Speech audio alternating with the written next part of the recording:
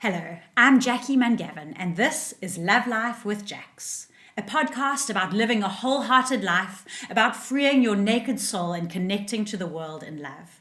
To make sure you don't miss an episode, you can subscribe on JackieMungavin.com, on iTunes, or on the Podbean app. Stay tuned for episode 7, where we will learn how to stay connected to God throughout our busy days.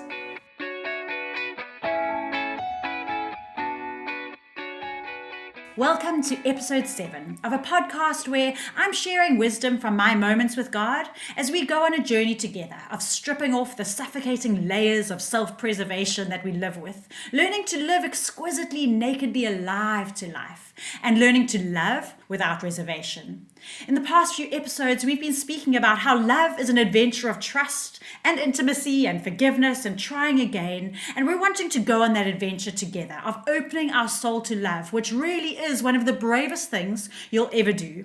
We're chatting through the book of Song of Songs in order to do this. Song of Songs is a book of the Bible, which is an allegory of love. It's speaking of a groom and a bride, but it's an allegory of Jesus and his love for us, the church. This song is called The Song of Songs, and it's written by the wisest man that ever lived, King Solomon. And I think you'll agree as we follow along on this adventure together that there really is such wisdom here for learning how to live a life of love and not being afraid of intimacy and of knowing God in a way that he really wants to know us. We started off with the point of let him, that our first episode on this series was about letting God love us, letting Jesus kiss us. It actually said that, let him kiss me with the kisses of his mouth, and about his kisses, actually the word being the same word, which means to equip for battle, that his kisses equip us for the battle of our lives, for what we need to accomplish each day, but also his kisses equip us for this journey of intimacy. They make us brave. They allow us to be able to go on this journey. And so as we let him kiss us, as we let him into our lives in an intimate way, he helps us to go on this journey. Also, as we go together with him, he makes us beautiful by his love. So we may not feel like we deserve his love as we start with this journey, but his love makes us beautiful in the same way that his kisses make us brave. We're now in verse 6 of chapter 1, and I'm going to start off by reading to you a couple of verses from the Passion Translation. It's starting off with the bride speaking to her friends, and then she turns over and starts to address her groom. So she's speaking to her friends when she says, "Please don't stare in scorn because of my dark and sinful ways. My angry brothers quarreled with me and appointed me guardian of their ministry vineyards, yet I've not tended my vineyard within. Won't you tell me," she says to him, "lover of my soul, where do you feed your flock? Where do you lead your beloved ones to rest in the heat of the day?" Doesn't that sound amazing, to rest in the heat of the day with God? She says, "For I wish to be wrapped all around with you as I wander among the flocks of your shepherds. It's you I long for, with no veil between us." He answers her and he gives her the way. He says, "Listen, my radiant one, if you ever lose sight of me, just follow in my footsteps where I lead my lovers. Graze your goats by the shepherd's tents." We're going to learn about what he means by that. And he says to her, when she gets there, when she finds that place of intimacy with him, "My dearest one, let me tell you how I see you. You are so thrilling to me. To gaze upon you is like looking at one of Pharaoh's finest horses, a strong regal steed pulling his royal chariot. Your tender cheeks are aglow, your earrings and gem-laden necklaces set them ablaze. We will enhance your beauty, encircling you with our golden reins of love. You will be marked with our redeeming grace."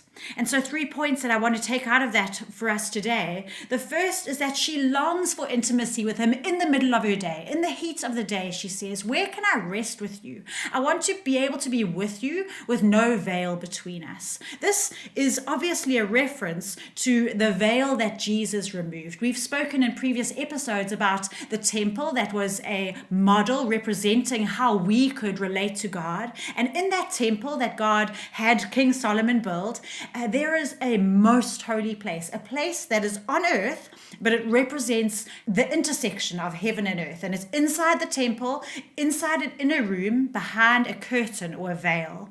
So she is speaking specifically, King Solomon is writing in this book and speaking on her behalf and saying, I wish that I could have intimacy with you within the veil. Is there a place that I can go in the middle of my busy day where I can be so close to you, it's as if there's nothing between us?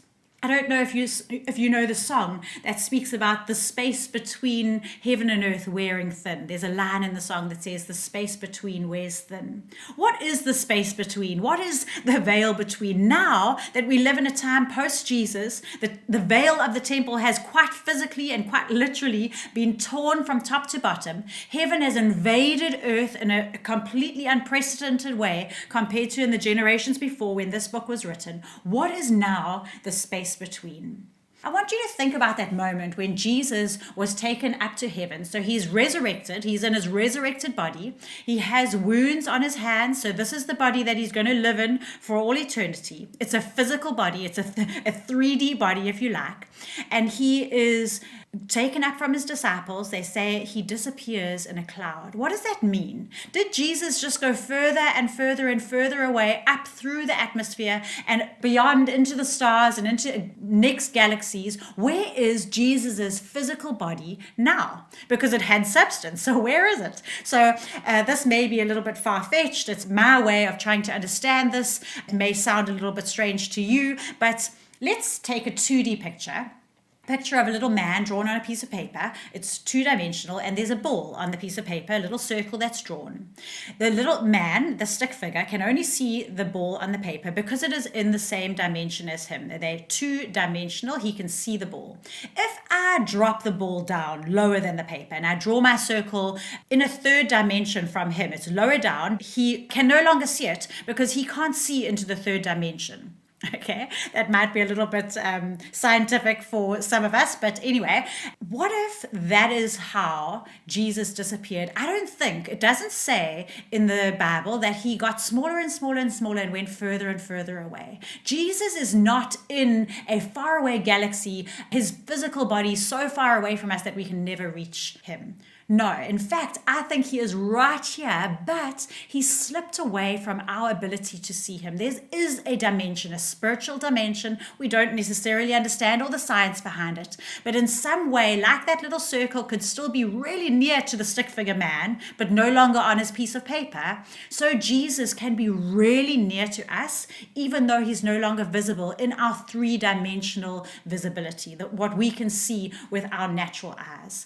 So in order for us to try and understand this, one more image that I have is a little bit like if you're sitting in a hot bath and there's steam coming off out of your bath and perhaps candlelight so you can see the steam, and then after a few moments it disappears. It sounds a little bit like that is what happened with Jesus. He simply faded away.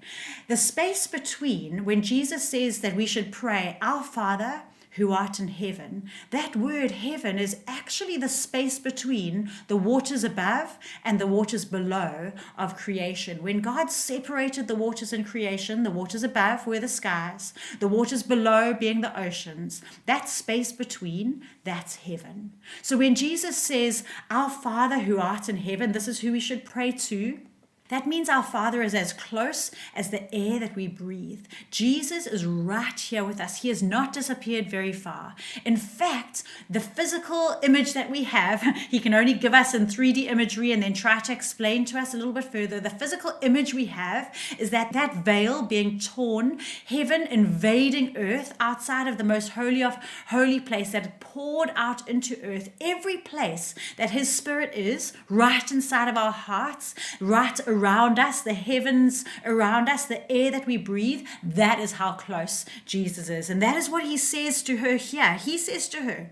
So first point is there is no veil between us. We don't have to live like there's a veil between us anymore. The second point is he's not too busy. He says, if you lose sight of me, Come to me during the day. Come to me in the heat of the day. You don't have to stay far away from me. Don't think that I'm too busy for you. I know that Richard will say to our children all the time, he is a busy man. He is a very high capacity man. He runs many different organizations, but he is never too busy for them. So even though he's going about his day, he is always available to them. If they want to come and interrupt him, they are not an interruption. They are able to approach him at any time of the day. And similarly for me, if I phone Richard in the middle of the day, I am not interrupting his day. In fact, I am the focus of his day. The work that he's doing in his business capacity and at the church where he works, that we are his focus as his family. And so similarly for God, as he goes about his day, he says to the bride here, I'm mixing my metaphors a bit, but I think you're following me.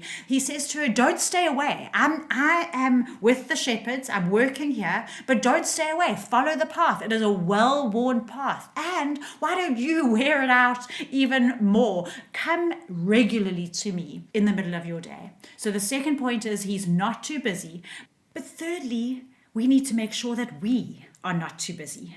The scripture says here, come with your burdens and cares. Or in most translation, it says, graze your goats by the shepherd's tent. Bring your work, bring your day. Come and be with me in the middle of your day. In this day and age, people seem to love being busy. It seems to be a symbol of achievement. It seems to be a status symbol that I'm just so busy. Whenever you ask anyone, how are you? I'm fine. I'm just so busy.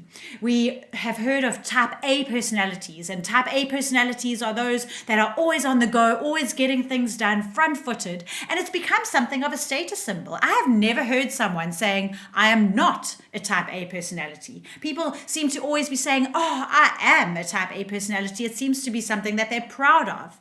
And yet, do you know where it was discovered? Type A personalities were labeled as such by two cardiologists, Friedman and Rosenman, who noticed that many of their heart patients that were having heart attacks had similar behavioral traits. In fact, they noticed that in their waiting room of their cardiology rooms, the chairs in the waiting room seemed to be worn out in a different pattern to most waiting rooms. So in most waiting rooms, a chair would tend to get worn out towards the back of the chair, where a person is putting their weight right at the back of the chair, and the backrest, those parts of the chairs seem to get worn out more. But in this cardiology waiting room, they noticed that it was the very fronts of the chairs and the fronts of the armrests that were getting worn down and more compressed and more worn out. Their patients were actually always sitting on the edge of their chairs, ready to go, a little bit like racing horses in the starting gates, ready to race.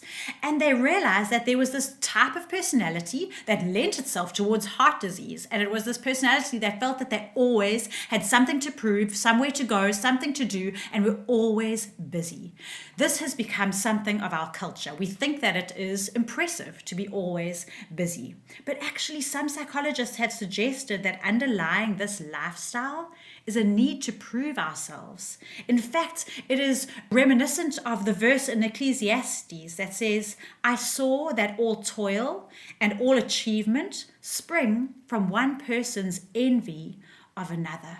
We're caught on a treadmill with no resting place because we have something to prove. We just want to get to the next rush, the next achievement, the next moment for somebody to tell us that we've done well, that we've worked well, that we are not lazy. And we're living on this treadmill, and it is not the place that God intended for us. It is not the lifestyle that God intended for us. So maybe type A personality is not actually a badge to be worn with honor, but should be something that concerns us, that we look and we say, why am I always in a rush? Henry Mun-Gavin says it like this: is there a quiet stream underneath the fluctuating affirmations and rejections of my little world? Is there a still point where my life is anchored and from which I can reach out with hope and courage and confidence? So, we found ourselves going about our days really busy, frazzled, wishing for intimacy with God, struggling to know how to handle all of our responsibilities, feeling like we need to be busy even, that we need the affirmation that comes from being busy. And God offers us a solution. The solution is this: graze your goats by the shepherd's tents. Stop everything you're doing in the middle of your day with all your responsibilities, bring them all and sit for a moment beside Jesus.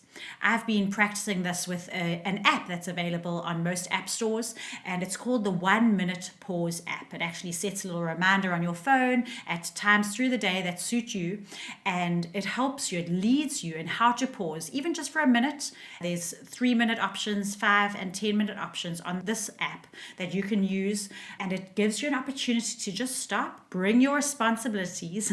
That word, graze your goats. What are your goats? What are your responsibilities? Are your goats your kids? Excuse the pun. Are your goats responsibilities at work? What are those goats that you are busy with, your burdens and your cares? And can you come with them? Find a little quiet place in the middle of your day and sit. I've actually been doing this, going into my bathroom, closing the door, even lighting a candle, even though it's only going to be for a few minutes, and playing the app. And the app will lead you in a moment of actually letting go of everything, just laying it all out at Jesus' feet, all your cares, your burdens, laying them down before him, and actually just healing your union with him, coming back to connecting with him, because we should not be going about our days as these type A personalities, a problematic personality that can cause us illness, running around like headless chickens, trying to look after goats, just really, really busy, that actually we can just slow down, lay it all at Jesus' feet, and hear from him for a moment. Reconnect with him, re-engage with our intimacy with Jesus before carrying on with our days. And so the 3 points that I want you to take away today. First of all, there is no veil between you and God. He is not far away. He is closer than you think. The space between you and him is thinner than you think. His day is wide open to you. He is not too busy for you. He is inviting you in to have these moments of intimacy with him throughout the day, to heal your union, to make sure that you are connected with him. You don't have to live your day and your busyness and your responsibilities disconnected from him. You get to lay it all out before him. And then thirdly, that you are not too busy. You don't need to live in that A-type personality world. You can stop, slow down, and just take a moment and reconnect with him in the middle of the day. So that is my invitation for you today. We've spoken about letting him kiss us brave. We've spoken about letting him love us beautiful. Now his day is wide open to you, goats and all. The space between is thinner than you think. Take those opportunities through the day. Maybe get that app if you think it'll be helpful for you. Otherwise, set aside moments to just lay your head down on your steering wheel if you've just driven into work, arrived at home. Take moments to just pause. Lay all your cares out before him. It can just be a minute or 3 minutes. Re-engage with intimacy with him, and then carry on with your day. Thank you for joining with me on Love Life with Jax, where we learn to live into our created purpose of receiving and giving the love of God. This podcast is my way of sharing the love of God with others, so I would love it if you shared this with your world. Make sure you don't miss an episode by subscribing to the podcast on iTunes or on the Podbean app, and while we're spreading the love, maybe you can even give me a 5-star review on iTunes. Proverbs says, wisdom is a deep well of understanding opened up within you as a fountain of life for others. My hope and prayer is that today you have found something here to refresh your soul. Thank you for listening to Love Life with Jax. Until next time, live a life of love.